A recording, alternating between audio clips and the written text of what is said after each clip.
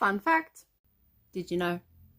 So we have been discussing the big 5-factor something personality thing. These words, these names, there's just so many of them. And so far we have discussed openness, extroversion, and conscientiousness. Now there's 2 others, and they are neuroticism and agreeableness. Yes, agreeableness. Now, in my opinion, these are the 2 that are actually usually negated. And I think that they should be respected a little bit more than what they are. Agreeableness. People who score high on agreeableness are compassionate and cooperative. They are oftentimes altruistic, kind, modest, and helpful. And oftentimes they are also people pleasers, and often to a fault. People who score low on agreeableness are usually suspicious, skeptical, competitive, blunt, and oftentimes less empathetic, and possibly manipulative.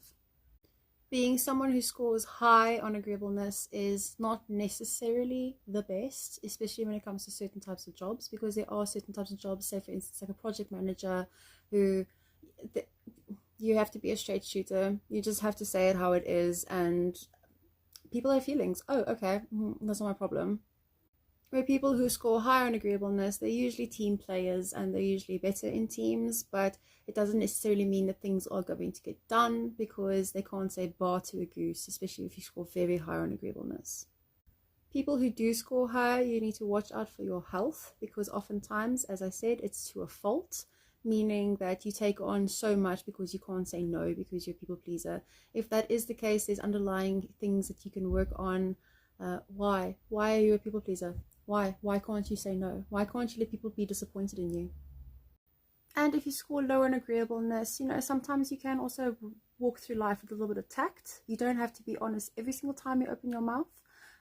Maybe, if someone's pregnant and their parents just died, maybe you can treat them with a little bit of respect and empathy and understanding. You know who you are. So where do you think you fall on the agreeableness scale?